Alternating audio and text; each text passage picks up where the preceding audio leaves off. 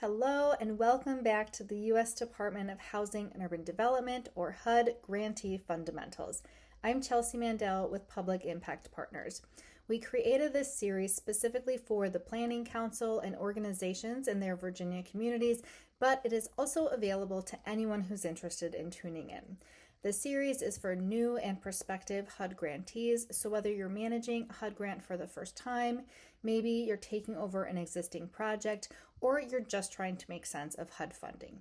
We break HUD topics into manageable sessions so you can build knowledge at a pace that doesn't overwhelm your schedule.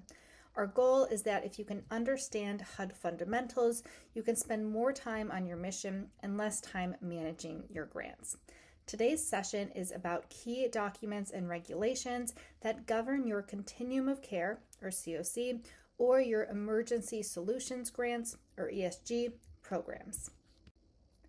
Before we dig into these documents, let's talk about why they matter. Many of us or our staff have felt like this guy on the left, exhausted, overwhelmed, a little shut down. When we or our staff don't know where to go for answers, or we spend a ton of time hunting for documents, it can create a lot of unnecessary effort and it can create a lot of stress. But there are numerous documents that not only keep us in compliance, but they also can help guide our decisions. They can make things run a lot smoother.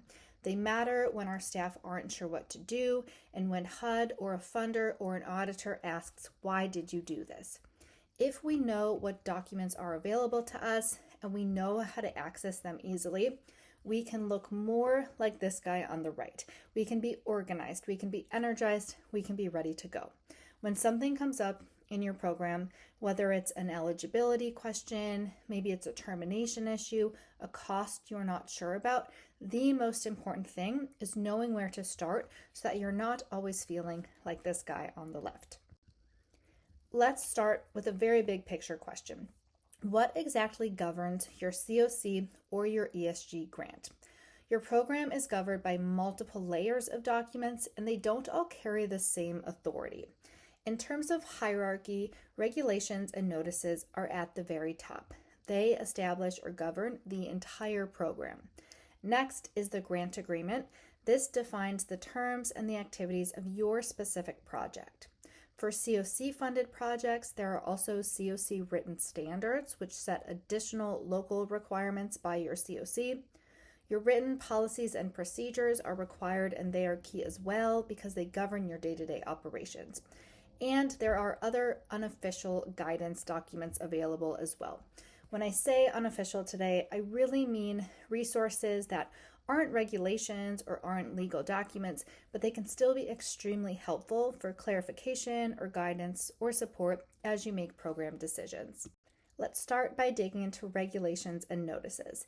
These are some of, if not the most important documents to understand because they establish foundational requirements.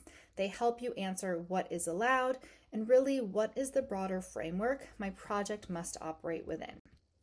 For CoC, the key regulation is at 24 CFR Part 578. CFR stands for the Code of Federal Regulations. For ESG, it's Part 576. These regulations define the framework for your program by providing definitions, establishing and explaining eligible components or activities, so explaining what exactly the grant can pay for, and establishing other requirements. There are also documents called notices. These are announcements that clarify or modify how the regulations apply. For example, a notice might provide a temporary flexibility, maybe it changes a priority, or it could even clarify a requirement. I want to do a quick screen share of eCFR, that's the Electronic Code of Federal Regulations, so you can see exactly what these regulations look like online, and we can walk through a couple of examples that might come up and how you could use the regulations to support you as you think through how to answer those questions. So let's say you have a CoC grant and that includes rental assistance. Maybe you talked about rental assistance in your application, you talked about security deposits in your application, but you haven't actually spent grant funds on security deposits yet, and you're about to, so you want to make sure you have all the information you need before you actually do that. you might lean on the regulations to get more information. So again, we know that it's Part 578 that has those CoC program regulations. You might have this page bookmarked, or you could search ECFR Part 578, and that will take you to this ECFR webpage. Again, ECFR stands for the Electronic Code of Federal Regulations. There is a ton of information on this page, so I'm not going to scroll past everything, and over time you will get very familiar with where information lives. But for the sake of quickness today, I'm just going to Control F rental assistance to get to the place that I know I need to be, just because I've spent a lot of time in these regulations. Again, we want to know if security deposits are allowed under rental assistance and any other information we might need. So eventually I get to the section I know I need to be to think about rental assistance. I start to read about rental assistance, and I get to this section. This is an A2 that says grant funds may be used for security deposits. Great. I know I'm allowed to use my rental assistance dollars for security deposits. But if I keep reading, I see that it says in an amount not to exceed 2 months of rent. Okay, this is critical information. I need to make sure that my policies and my processes make sure that anytime my organization is paying a security deposit, it is not exceeding 2 months of rent. This is just one small example of how the regulations can serve you. It should be noted that there are times where there are exceptions to this. For example, a notice might say that you're allowed to do something different, but assuming there's no notice or adjustment, these regulations tell you that you have to make sure those security deposits don't exceed 2 months of rent. So let's look at a different example. Let's look at an ESG example instead of a CoC example. Let's say I have ESG funding for street outreach and I want to pay staff at my food bank using that street outreach money. I am trying to get a sense of if this might even be feasible. So right now we're in Part 578, that's the CoC program regulations. Remember, the ESG regulations are in Part 576, so I need to get to Part 576. Again, maybe I have this page bookmarked already. Maybe I Google ECFR Part 576 to take me to the ECFR site, or in this case, I'm already at the ECFR site. I just need to get to a different section, so I'm going to do that now.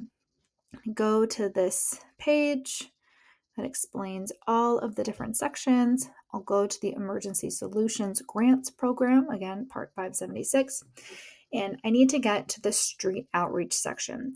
Just like the CoC regulations, there is a ton of information in here because it covers a lot more than just eligible activities.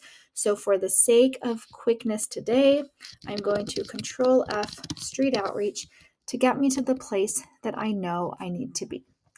So street outreach component. This section is going to tell me all about what's eligible. It tells me that I can use funds for costs of providing essential services to reach out to unsheltered folks who are homeless. I can connect them with emergency shelter, housing, or critical services, and I can provide urgent, non-facility based care. Interesting. This is very, very key for street outreach and for HUD language. When HUD says non-facility based care, that means that street outreach cannot occur in a regular facility. So it cannot be based out of a facility. This tells me that I likely cannot use my street outreach dollars to pay staff at my food bank because a food bank is a standalone ongoing facility. This doesn't mean that street outreach staff aren't able to ever go into a facility or that they don't have a facility that they work out of. It just means that the care is non-facility based. Folks are actually going out into the community, and a food bank wouldn't fit that criteria. So again, after looking at this, it's very unlikely that it's eligible for me to use that street outreach money to pay for staff at a food bank. This is just another small and simple example trying to demonstrate that as dense as regulations might be, they can be extremely helpful as you're thinking through your program and as you're trying to really understand if what you're doing is allowable within the program components and the program activities that are funding your work. I always encourage folks to bookmark those regulations because if you are managing a CoC grant or an ESG grant, you will go to them all the time. In addition to these program-specific grants, all HUD grants are subject to what's called cross-cutting federal requirements. These are regulations that don't just apply to ESG or to CoC, but they generally apply to all federal grants. Examples include regulations about environmental reviews, which ensure shelter and housing units are meeting environmental standards. There are also procurement regulations to be sure that folks are following fair and open processes. There's lead-based paint regulations to comply with safety requirements for housing. There are audit requirements as well, specifically for organizations who received $1 million or more in federal funds in their previous fiscal year, to make sure that those organizations are meeting federal audit requirements. And there's the Fair Housing Act and the Equal Access Rule. A huge source, not the only source, but a huge source of federal information is in 2 CFR Part 200. This is what sets uniform requirements across all federal awards. These requirements are non-negotiable. They apply to any federal funding that your organization receives.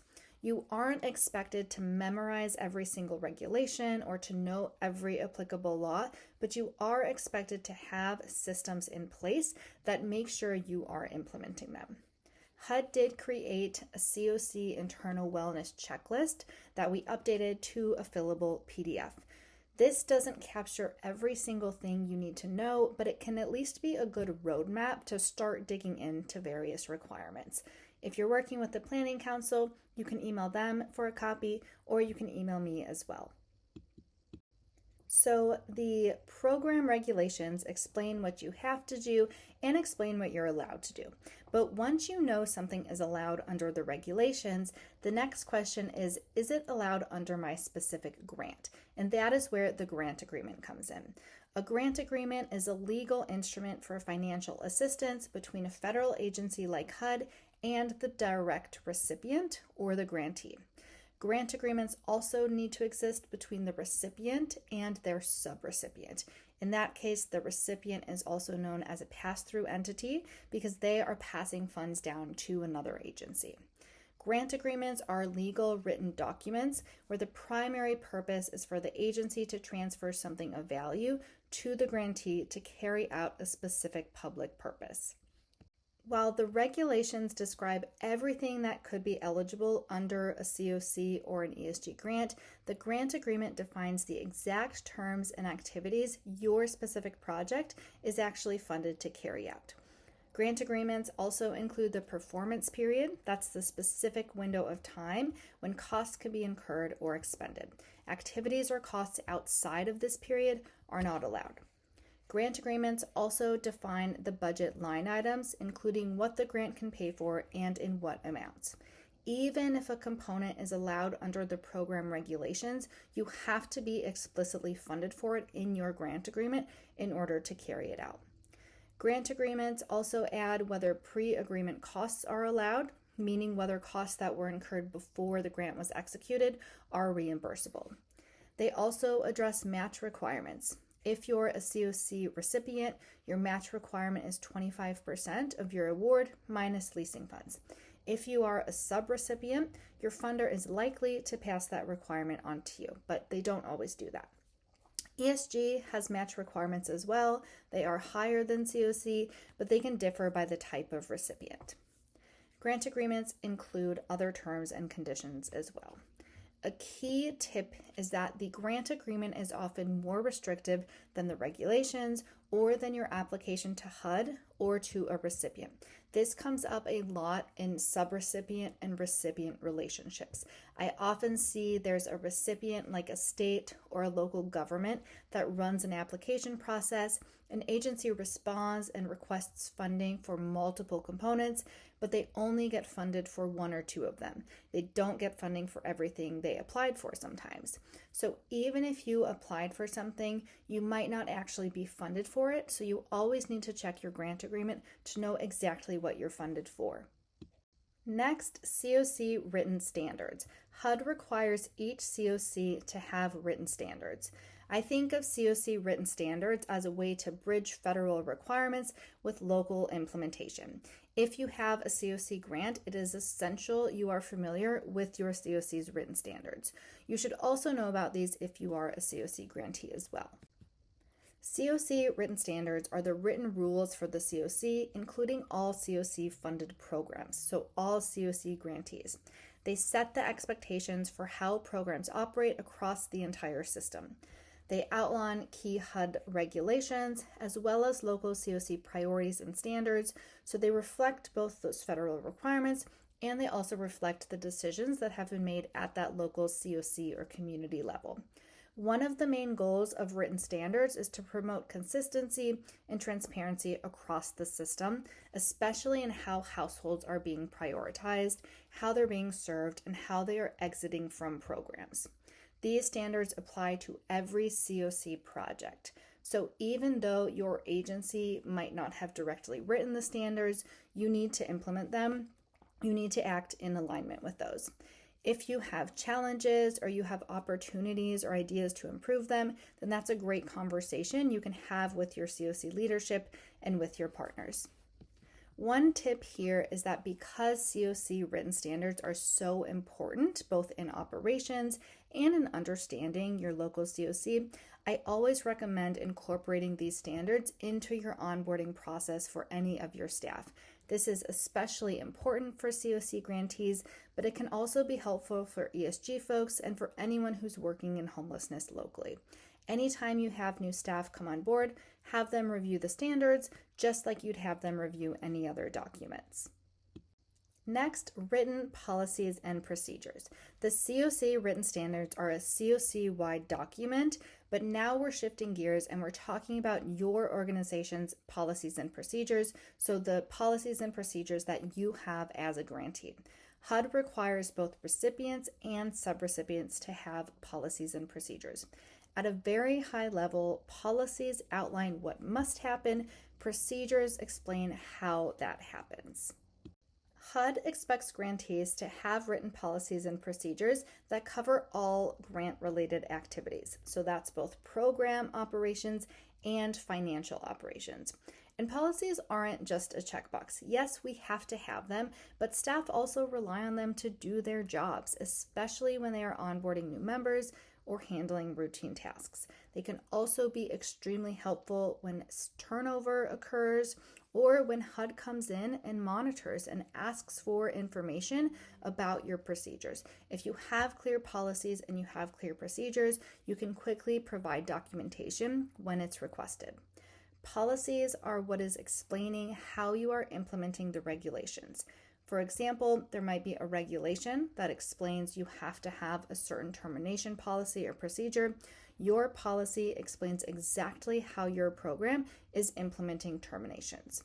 A regulation might allow certain costs. Your policy explains how staff are requesting, approving, and documenting those costs.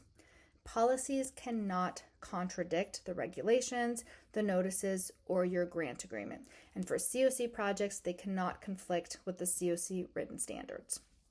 If you are a subrecipient, so again, you receive a grant from an organization that receives a grant from HUD, so it goes from HUD to the recipient to you.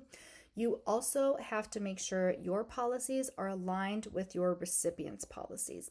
You can sometimes adopt the policies of that recipient directly, or you can create your own that meet their requirements. Either way, you always need to have agency-specific policies for internal operations. One practical tip is do not reinvent the wheel, right? Many policies already exist, so review online resources, talk with peers, or adapt your recipient's policies if you're a subrecipient.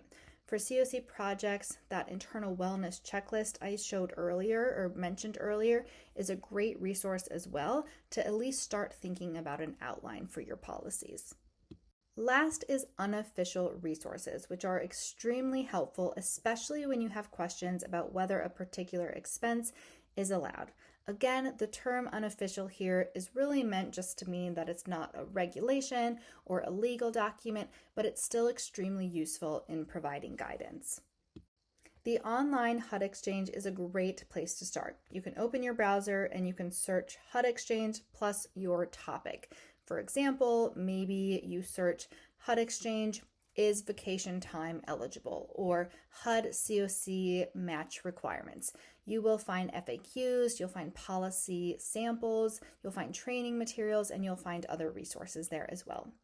HUD Exchange also has a feature called Ask a Question or AAQ, where you can submit a question and get an official response.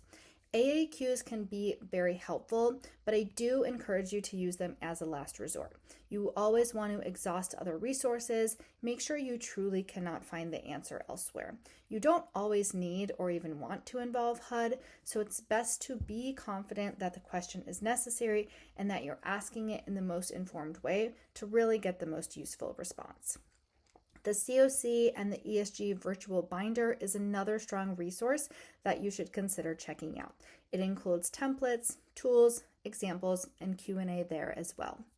We have seen many changes to the HUD website this past year. Some pages have been removed altogether, so just remember that you can always lean on your peers as well if those resources ever feel limited. You can also access technical assistance through HUD or through other TA providers.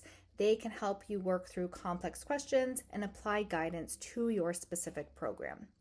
Another key resource, this is one of my favorite resources, is the Community Planning and Development Handbook.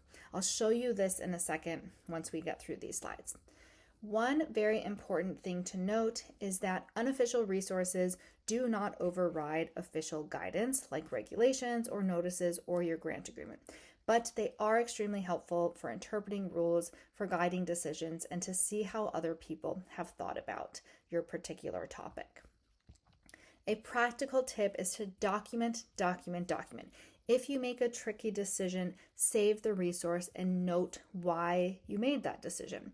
This documentation can be extremely valuable if HUD monitors your program and asks you questions about your decisions. So I mentioned the CPD handbook is one of my favorite resources. That's specifically the CPD monitoring handbook. You can get this by opening your browser and searching for HUD CPD monitoring handbook, and eventually you'll get to this page. This is a resource that includes what's called exhibits, which are essentially checklists that look at any particular topic. HUD actually uses these exhibits when they monitor their grantees. They take these exhibits and they fill them out to assess whether their grantees are in compliance with the regulations and the requirements. So this is a great resource that you can actually use for yourself to do your own self-assessments. There are different chapters that cover different topics.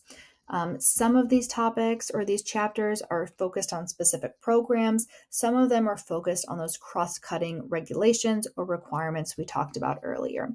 But let's just say that we are an ESG grantee and we have a staff person who is charged with starting to complete these exhibits so that they can do their own self-assessment. You can find the ESG specific chapter.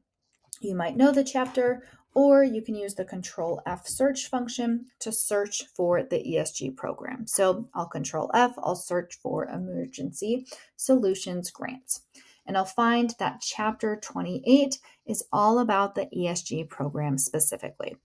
So maybe the staff person is focused on the financial management of the grant, and they want to make sure that they have set the organization up for success to be in compliance with all of the financial management and the cost allowability requirements. We'll see here that there is an exhibit 28-8, specifically for that topic. You can click on the Word link and it will download Word to your computer. So let's go ahead and click this. We'll open this document. And now you'll see an example of what an exhibit looks like. Again, this is the exhibit specifically for ESG financial management.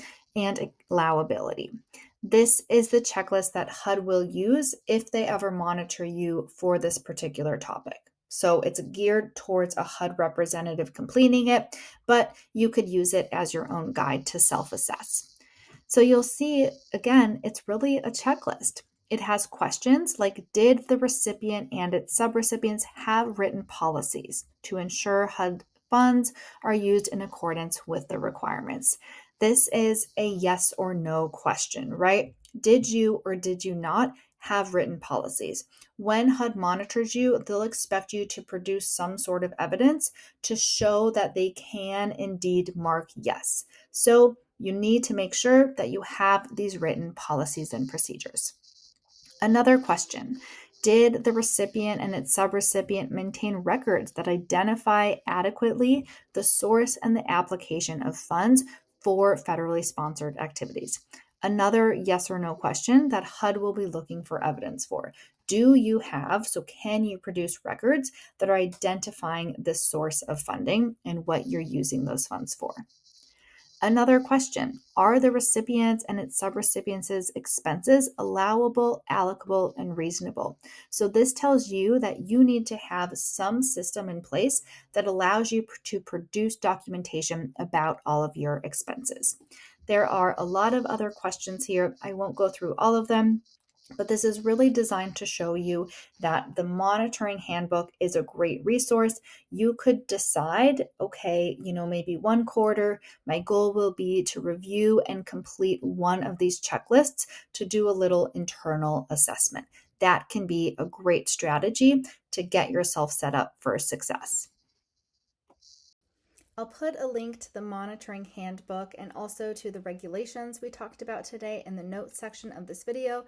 And of course, feel free to contact me for that checklist, or if you're working with the Planning Council, you can ask them for a copy as well.